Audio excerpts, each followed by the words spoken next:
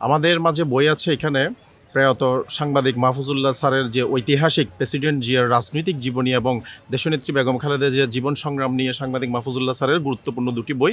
তিনি হয়তো আজকে আমাদের মাঝে বেছে নেই, কিন্তু ওনার বইগুলো খুবই গুরুত্ব বহন করে যে বাংলাদেশের জুলাই আগস্ট অভ্যুত্থান পরবর্তী এবং পূর্বে যে কার্যক্রমগুলো, সেখানে বাংলাদেশে যে বৈষম্যহীন সমাজ ব্যবস্থার কথা বলা হয়েছে, যার জন্য এতগুলো ছোট ছোট আমাদের ভাইয়েরা জীবন দিয়েছে, বিশেষ করে বাংলাদেশের যে দ্বিতীয় শহীদ এবং চট্টগ্রামের প্রথম আমাদের স্নেহের ছোট ভাই, এই জিএস স্মৃতি পাঠাগারেরই 1255 নম্বর সদস্য আমাদের একেবারে সর্বশেষ 2024 সালের সে নিহত হওয়ার তার যে সর্বশেষ কর্মকাণ্ডটি ছিল 4 জুন চট্টগ্রামের ইঞ্জিনিয়ারিং ইনস্টিটিউটে আমাদের সাথে সারাদিন একসাথে, যে আমাদের দলের মহাসচিব মির্জা ফখরুল ইসলাম আলমগীর এবং প্রধান অতিথি হয়ে ডাক্তার সাদাত হোসেনের পক্ষ থেকে যে দুটি বই ফ্রিতে সাদাত ভাই নিজে আমাদের কাছ থেকে কিনে নিয়ে আবার তিনি সেটা জিএসসিটি পাঠাগারের মাধ্যমে মেধাবী ছাত্রছাত্রীদের মাঝে বিতরণ করেছিলেন।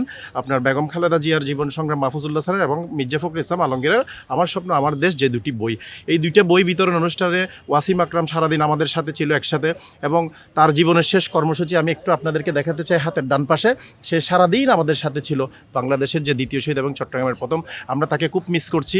আজকে সে বেঁচে থাকলে সারাদিন এই জিএসসিটি পাঠাগারে এখানেই থাকতো আমাদের সাথে একসাথে। আজকে তাকে খুব মিস করছি। আজকে এই যে তরুণীরা এসেছে, ছোট ছোট ভাইয়েরা, তাদের মাধ্যমে আজকে ওয়াসিম আকরামকে খুঁজে বেড়াই, কিন্তু তাকে খুঁজে পাচ্ছি না। তো গুরুত্বপূর্ণ বিষয়টি হচ্ছে আমরা ওয়াসিম সহ যাদেরকে হারিয়েছি তাদের বিদেহী আত্মার মাগফিরাত কামনা করছি জিএসসিটি পাঠাগারের পক্ষ থেকে।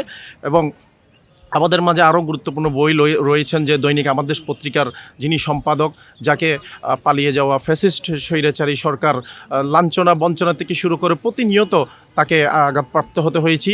এমনকি তার যে গণমাধ্যমটি ছিল দৈনিক আমার দেশ পত্রিকা, বাংলাদেশের অত্যন্ত একটা জনপ্রিয় পত্রিকা, আমার দেশ পত্রিকাকে যেভাবে আঘাত করা হয়েছিল, আমার দেশের সম্পাদক প্লাস পত্রিকার তো হাত পা নেই, সে বলতে জানে না, কিন্তু মাহমুদুর রহমান সাহেবের হয়তো হাত পা ছিল, তিনি হয়তো একটু একটু বলতেন। তাকে শেষ পর্যন্ত নির্বাসিত করা হয়েছিল। সম্প্রতি চট্টগ্রামে তিনি এসেছিলেন। মাহমুদুর রহমান সাহেবের দুটি বই এখানে রয়েছেন স্যারের, এবং এক্স্যাক্টলি ইতিহাস আন্দোলন, জুলাই আগস্ট অভ্যুত্থান 71-52 থেকে শুরু করে টোটাল এখানে সব মিলিয়ে সকল ইতিহাসের বই রয়েছেন। এবং এখানে হয়তো প্রেসিডেন্ট জিয়া বলা হয়েছে, কিন্তু প্রেসিডেন্ট জিয়া মানে কিন্তু জিয়া না।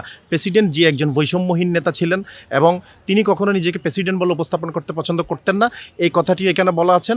এবং তিনি তার কর্মময় জীবনীতে সেটা বলে গিয়েছেন যে জিয়াউর রহমান যখন প্রেসিডেন্ট ছিলেন তিনি গোপনে আড়ালে কৃষকের কাছে ছুটে যেতেন, শ্রমিকের কাছে শ্রমিক হয়ে থাকতেন।